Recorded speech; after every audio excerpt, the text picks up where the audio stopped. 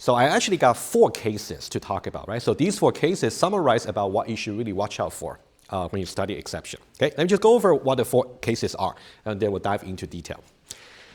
So let's say we're calling some method called m. Let's say O.m over here, and we're calling O.m. And here, we're calling O.m as also O.m. Let's say the method m specifies some exception, whatever exception it is, some exception.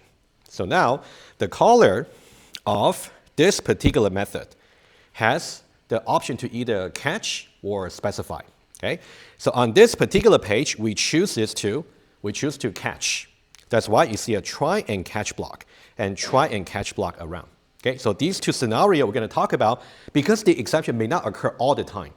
When the value is, for example, is negative, then exception occur. When the value is not negative, it does not occur. So you got like a binary choices, right? So when the caller uses a try and catch block, the exception may either occur or not occur. Okay? Versus if the caller tries to simply specify the exception. Again, we got a binary choice. Either the exception did not occur or occur. So we're going to talk about these 4 cases. Okay, just review. Okay? Let's see. Let's say we talk about 2 scenarios where the caller chooses to catch the exception. Okay, so let's now be very clear about what's happening here.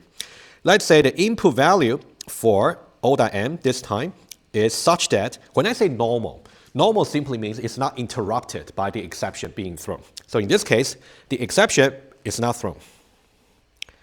The exception is not thrown. And then this one here will be abnormal. Abnormal simply means the execution flow is disrupted, okay, by the exception. So this one here is where the exception is thrown. Okay, so just notice I talk about abnormal versus normal. Okay, let's see for each one of them how the execution flow is going to flow, right? So let's do the label, okay, and then we'll compare and contrast. Let's say talk about the normal flow, okay? So we're going to start with whatever that goes before the try block. There might be just variable assignment, creating some object, etc., right? Just before that, so number 1. And number 2, we should really go into the try block and then try the very first line. So I'm going to put this method call here, number 2, right? And we said earlier, whether or not you should really go to the next line from this method call depends on if the flow is interrupted or disrupted by the exception. In this case, the exception was not thrown. That means you can proceed to the next line. Okay? So that means you will go for number 3 right here. And number 3 here already reached the end of the try block. Right? If you already reached to the end of the try block, but you haven't got any exception thrown, because any exception thrown will actually find the matched catch block and go there. But we don't have any exception thrown. So that means all the catch block, in this case only one catch block, is bypassed. Okay? So when I say cross, means bypassed. You don't even go there.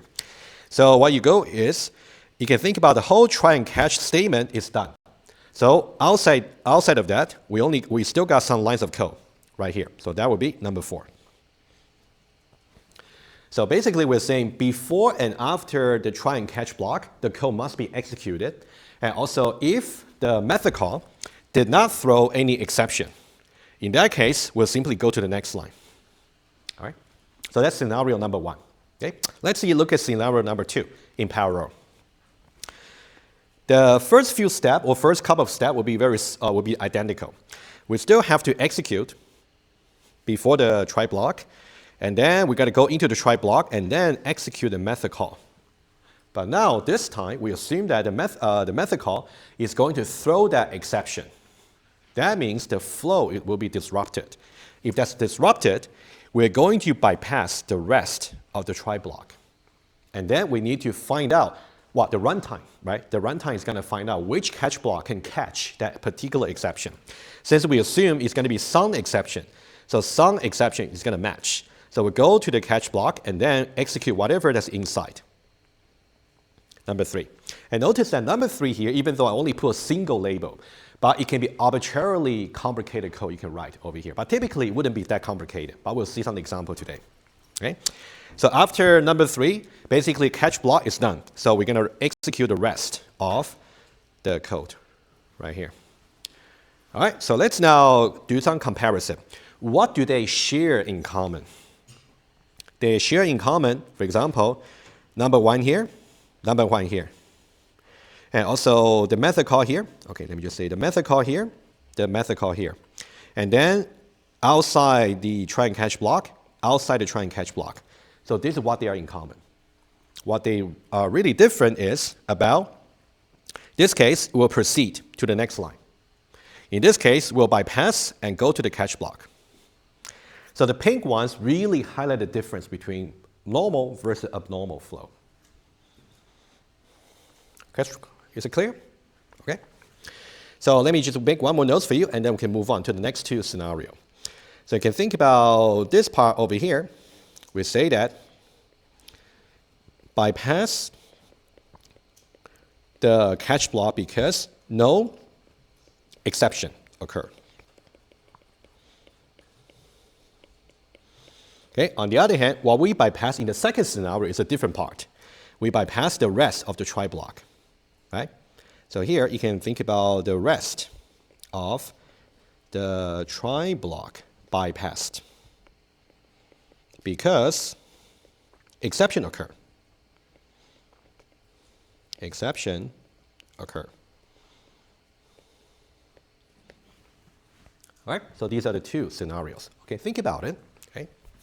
Now let's go to the next 2 scenarios. So these 2 scenarios here where the caller try to do a try and catch block. Let's say they choose to specify. Okay. So you can see that we got a specify option here. So throws and throws. And then we'll see how exactly the execution flow should go. Right? So let's make some assumption here. For this scenario here, the exception did not occur. The exception did not occur.